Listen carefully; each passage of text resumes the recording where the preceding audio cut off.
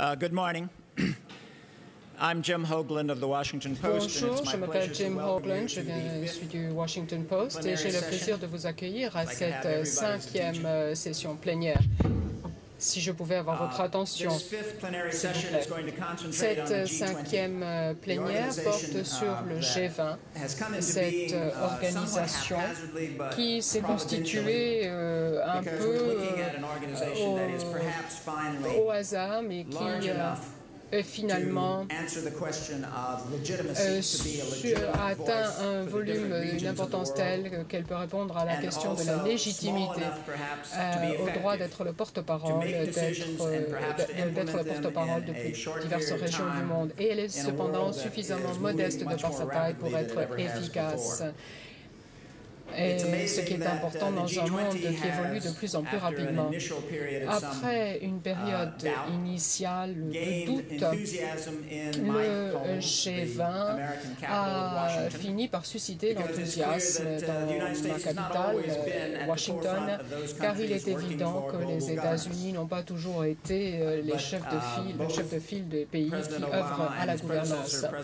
Le président Obama et son prédécesseur, le président Bush, après avoir été très efficacement entraînés dans le G20 par M. Sarkozy, ont finalement décidé de consacrer les ressources nécessaires à un véritable leadership.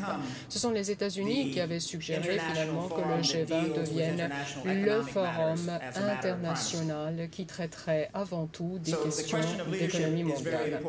Et donc, la question du leadership est extrêmement importante et pour en traiter, nous avons aujourd'hui deux invités distingués qui, leur présence, explique sans doute l'enthousiasme finalement des États-Unis pour le G20. Parce que nous avons en Corée du Sud à la fois un allié et un pays extrêmement efficace.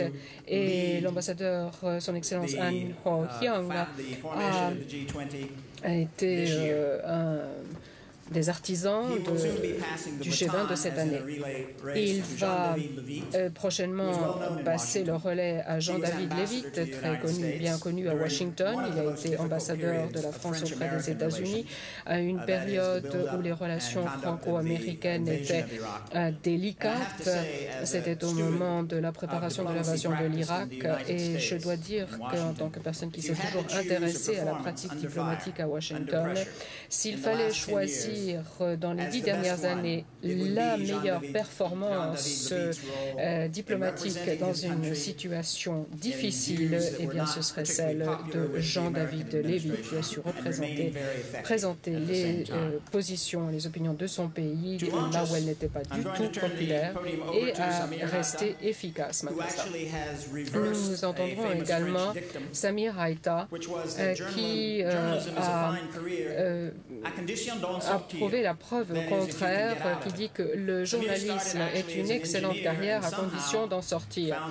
Eh bien, Samir était ingénieur et lui, il est entré en journalisme. Et il est maintenant rédacteur en chef de la version arabe du Monde diplomatique. Thank you, Excellencies, ladies and gentlemen. Samir. Merci, mesdames et messieurs. Très rapidement, nous avons aujourd'hui deux éminents invités. Monsieur Han Ho-hyung, ambassadeur général de la Corée pour le G20, vice-ministre du Commerce et ministre des Affaires étrangères et du Commerce extérieur.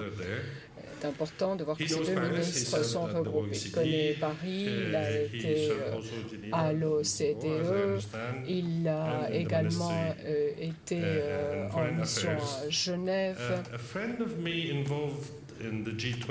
Un de mes amis qui participe au G20 m'a dit que non seulement la Corée a-t-elle fait un excellent travail,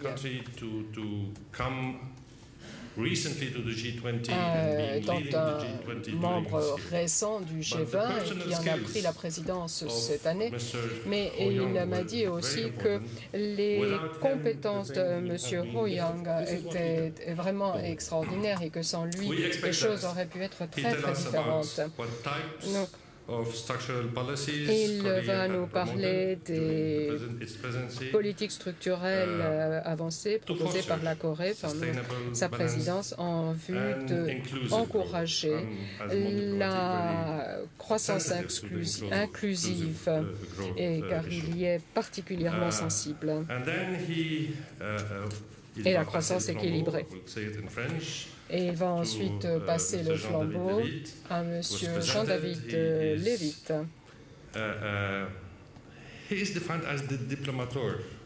qui est le diplomate par excellence, qui fait un travail magnifique à New York et aux Nations Unies, et qui va nous dire quelles seront les priorités de la présidence française du G20, puisque la France sera en même temps aura la présidence du G20 et du G8 simultanément. Vous avez la parole, monsieur.